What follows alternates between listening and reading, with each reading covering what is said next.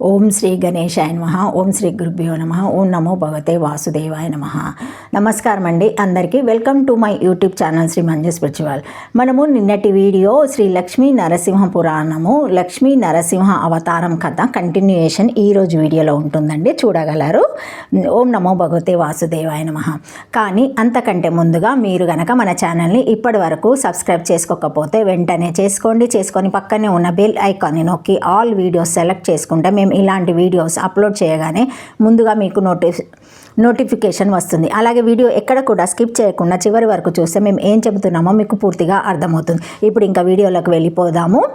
ఓం నమో భగవతే వాసుదేవాయ నమః. శ్రీహరి అదృశ్యుడై దేవతలు ఓదార్పుగా తమ వీడిది పట్టులకు వెళ్ళిపోయారు. ఇక తర్వాతి కథ కంటిన్యూయేషన్ అండి, వీడియో చూడగలరు, వినగలరు. హిరణ్యకశ్యపుడు లోకాలన్నిటినీ అరచేత త్రిపుతున్నా మళ్ళీ తపస్సు చేయాలి అనుకున్నాడు. ఏమిటో వాని కోరిక. ఒకనాడు ముహూర్తం చూచి బయలుదేరాడు. ఆ సమయానికి భూమి గిర్రున తిరిగింది. దిక్కులు మంటలతో బగబగలాడాయి.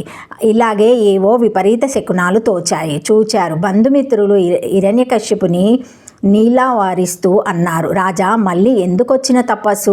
నీకు వశం కాని శక్తులే లేవు, తీరని కోరికలు లేవు. ఏదైనా లోపం ఉంటే అనుకోవచ్చు కదా. అది అలా ఉండని నీవు బయలుదేరే సమయంలో అన్నీ అపశకునాలే తోచాయి. మాకు నీ ప్రయాణము ఆమోదయోగంగా లేదు. ప్రభు క్షేమం కోరేవారం గనుక ఈ మాత్రం చెప్పవలసి వచ్చింది. చెప్పాము, ఆ పైన నీ ఇష్టం. వరగర్వము పరమ మూర్ఖత్వం. హిరణ్యకశ్యపుడు వారి మాటలు పెడచెవిన పెట్టి వెళ్ళిపోయారు.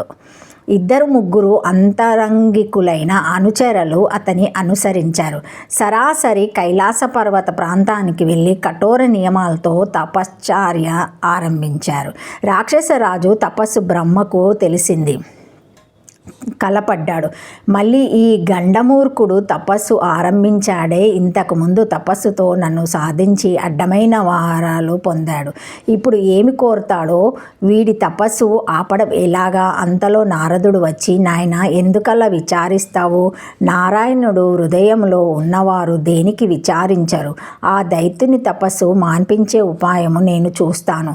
అలాంటి ప్రజ్ఞను సర్వేశ్వరుడు శ్రీమన్నారాయణుడు నాకు అనుగ్రహించుగాక అని ధైర్యం చెప్పి మేనల్లుడైన పర్వతుడు వెంట రాగా నారాయణ స్మరణ చేస్తూ కైలాస ప్రాంతానికి చేరాడు. కాసింత దూరంలో చిన్న పర్ణశాల, ముంగింట చెట్టు క్రింద చుట్టూ అగ్నిహోత్రము. ఆ మధ్య హిరణ్యకశ్యపుడు నారదుడు చూచాడు. పర్వతుడికి చెప్పాడు. చెవిలో హిరణ్యకశ్యపుడు తపస్సు చేస్తున్న చెట్టు క్రింద దూరంగా అతడి అనుచరులు కూర్చొని కబుర్లు చెప్పుకుంటున్నారు. హిరణ్యకశ్యపుడికి ఎదురుగా కొమ్మ మీద 2 పిచ్చుకలు కూర్చొని ఒకదాని తర్వాత ఒకటి ఓం నమో నారాయణాయ అని గట్టిగా కూయనారంభించాయి. హిరణ్యకశ్యపుడికి మతిలో లేదు. ఎదురుగా పిచ్చుకలు అదే పాట. మరి ప్రశాంతంగా కూర్చోలేక లేచి విల్లు తీసుకొని కోల సంధించాడు. ఆ పిట్టలు చూచాయి, రివ్వున ఎగిరిపోయాయి. హిరణ్యకశ్యపుడు విసవిసలాడాడు. విసురుగా బయలుదేరాడు. ఏయులు అనుసరించారు. తిన్నగా స్వానగరం వచ్చాడు. ఆ రాత్రి భార్య అడిగింది, ఏమి స్వామి, తపస్సు ముగించి నేను ఇంటికి రావడము కొన్ని 100 సంవత్సరాలయ్యాక అని చెప్పి వెళ్ళావు. ఇంత తొందరగా వచ్చావేమి? తపస్సు అయిపోయిందా? చనువుతో అడుగుతున్నాను, మరొకరా అనుకోకు అని లాలిస్తున్నట్టుగా భార్య అడగగా హిరణ్యకశ్యపుడు, ఏమి చెప్పమన్నావు? కైలాస ప్రాంతానికి వెళ్ళాను, ఉనికి ఏర్పరచుకున్నాను, తపస్సు చేస్తున్నాను. అలా ఉండగా నాకు ఎదురుగా చెట్టు మీద 2 పిచ్చుకలు కూర్చొని నాకు వినడానికి అసహ్యంగా ఓం నమో నారాయణాయ అని అరవడము ఒకటే గోల. అది నేను విని సహించగలనా? దానితో కోపం వచ్చి వింటబాణము సంధించి వాటి మీద ప్రయోగించపోయాను. అవి ఎగిరిపోయాయి. మరి నాకు అక్కడ తపస్సు చేయాలని అనిపించలేదు. ప్రస్తుతానికి స్వస్తి చెప్పి ఇంటికి చేరాను. ఇది కదా అని అన్నాడు. హిరణ్యకశ్యపుడి సంసార జీవితము కొత్త మలుపు తిరిగింది.